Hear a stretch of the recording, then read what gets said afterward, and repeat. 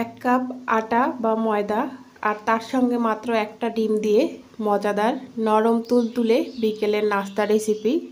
তো আসসালামু আলাইকুম, welcome back to my channel.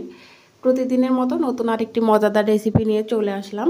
আজকে আমি তোমাদেরকে মাত্র এক কাপ আটা বা এক কাপ ময়দা দিয়ে আর একটা ডিম দিয়ে মজাদার একটা বিকেলের নাস্তা বানিয়ে দেখাবো। তোমরা কেকও বলতে পারো, আবার এটা বিস্কিটও বলতে পারো। তো এক ঢিলে তিন পাখির মতো। তো আজকে আমি তোমাদেরকে খুব সহজ পদ্ধতিতে এই নাস্তাটি বানিয়ে দেখাবো। আশা করি ভিডিওটি না টেনে আমার সঙ্গে থাকবে, আর ভিডিওটি ভালো লাগলে বেশি বেশি করে লাইক, কমেন্ট এবং শেয়ার করে দেবে। নাস্তাটি বানানোর জন্য সবার আগে আমার এখানে লাগছে হাফ কাপ লিকুইড গরুর দুধ। তো এই দুধগুলো আমি আগে থেকেই জাল করে নিয়েছি। এটা হচ্ছে হালকা কুসুম গরম একটু দুধটা রাখতে হবে। আর দিয়ে দিচ্ছি 1 চা চামচ পরিমাণে ইস্ট।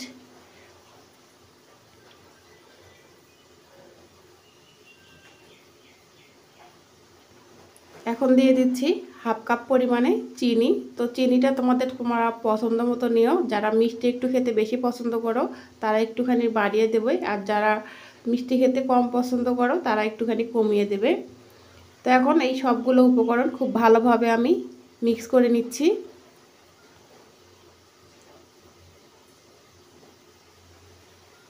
এখন আমি এই ব্যাটারটার মধ্যে একটা ডিম আমি গুলিয়ে রেখেছিলাম আগে থেকে, এই ব্যাটারটার মধ্যে এখন দিয়ে সবগুলো উপকরণ আবারও খুব ভালোভাবে আমি একটা চামচের সাহায্যে মিক্স করে নিচ্ছি। তোমরা চাইলে হ্যান্ড উইক্সের সাহায্যে মিক্স করে নিতে পারো বা কাঁটা চামচের সাহায্যে। তো মিক্স করা হয়ে গেছে। এখন এই পর্যায়ে আমি দিয়ে দিচ্ছি 2 কাপ পরিমাণে ময়দা। এখন আমি হাতের সাহায্যে এই সবগুলো উপকরণ খুব ভালোভাবে মেখে মেখে একটা সফট ডো তৈরি করে নেব। আমি রিকোয়েস্ট করব একবার হলেও বাসায় এইভাবে তৈরি করার জন্য।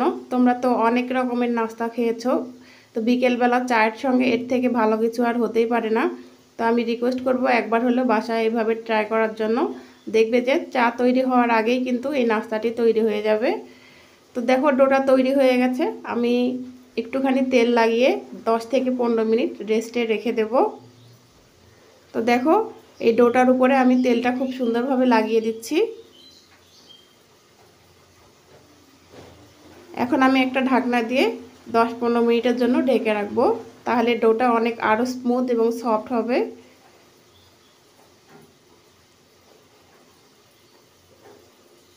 দশ 15 মিনিট পর আবারও চলে আসলাম। তো দেখো মাশাআল্লাহ ডোটা কিন্তু অনেকটা ফুলে গেছে, আর দেখো অনেকটা কিন্তু নরম তুলতুলে হয়েছে।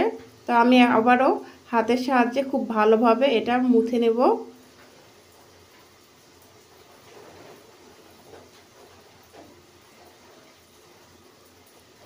এখন আমি 2 ভাগে ভাগ করে নিচ্ছি। আমি একটা ডো খুব ভালোভাবে মুথে একটা রুটি তৈরি করে নেব।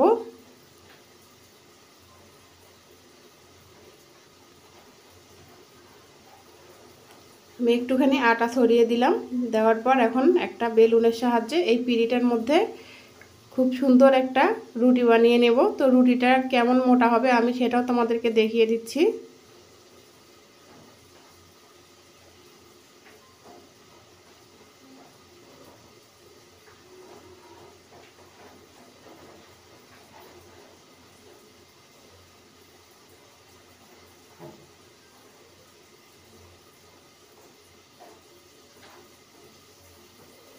তো রুটিটা কিন্তু তেরা বেঁকা হলেও কোনো সমস্যা নেই, আমি এটা কেটে নেব।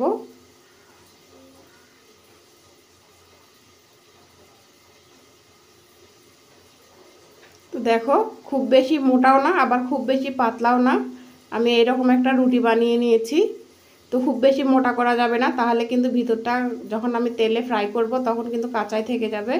তো দেখো আমি একটা ঢাকনার সাহায্যে লেচি কেটে নিচ্ছি গোল গোল করে।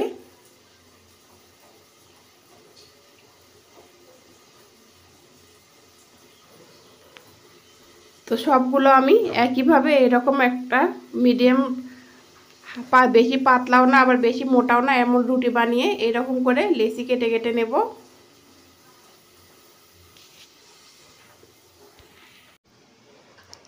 তো একটা একটা করে আমি একটা প্লেটের মধ্যে উঠিয়ে নিচ্ছি।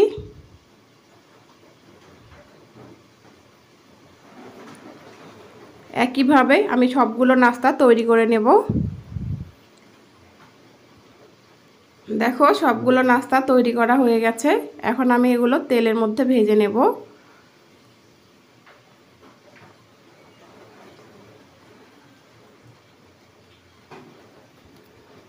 এদিকে চুলায় একটা ফ্রাই প্যান বসিয়ে দিয়েছি। এটার মধ্যে আমি দিয়ে দেব প্রায় 2 কাপের মতো সাদা সয়াবিন তেল। এই নাস্তাটি অবশ্যই ডুবো তেলে ভাজতে হবে, আর চুলার আঁচটা এ পর্যায়ে মিডিয়াম টু লো রাখতে হবে, তা না হলে ভিতরটা কাঁচাই থেকে যাবে, উপরটাতে খুব দ্রুত কালার চলে আসবে। বন্ধুদের উদ্দেশ্যে বলতে চাই, আমার এই ছোট্ট ভিডিওটি দেখতে দেখতে যদি কোনো একটা জায়গা তোমাদের ভালো লেগে যায় বা একটু উপকারে আসে, প্লিজ বেশি বেশি করে লাইক, কমেন্ট, শেয়ার এবং সাবস্ক্রাইব করে দিও। নিজে দেখো এবং অন্যদেরকে দেখার সুযোগ করে দিও। তোমাদের সুন্দর সুন্দর কমেন্ট আমার কিন্তু পরবর্তী ভিডিও দেওয়ার জন্য অনেক অনেক উৎসাহ জাগায়। তাই আমি রিকোয়েস্ট করছি, ভিডিওটি ভালো লাগলে বেশি বেশি করে লাইক, কমেন্ট এবং শেয়ার করে দিও। তো আমি নাস্তাটি এক পাশটা উল্টে দিচ্ছি। তো দেখো কালার কিন্তু খুব সুন্দর চলে আসছে আর একটুখানি ফুলকো ফুলকো হয়েছে।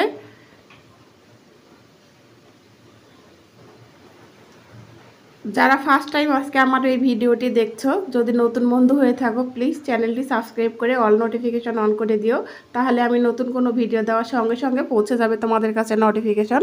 আর যারা পুরনো বন্ধু এতদিন থেকে আমাকে সাপোর্ট করে যাচ্ছ, তোমাদেরকেও জানাই অনেক অনেক শুভেচ্ছা ও ভালোবাসা, কারণ তোমাদের সহযোগিতা ছাড়া এগিয়ে যাওয়া সম্ভব না।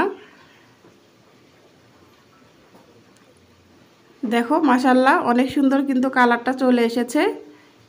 তো আমি খুব সুন্দরভাবে এপিট ওপিট করে ভালোভাবে ভেজে এগুলো উঠিয়ে নেব। তো দেখো এগুলো কিন্তু ভাজা হয়ে গেছে।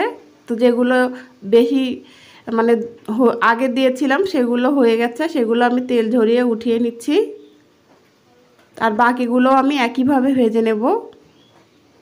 বন্ধুরা আমি রিকোয়েস্ট করছি একবার হলেও বাসায় এইভাবে ট্রাই করার জন্য। আশা করি বিকেলের নাস্তায় এর থেকে সহজ কিছু আর হতেই পারে না। তো সবগুলো আমি একে একে নামিয়ে নিচ্ছি। দেখো সবগুলো ভাজা কিন্তু কমপ্লিট হয়ে গেছে, দেখতে কিন্তু অসম্ভব লোভনীয় লাগছে।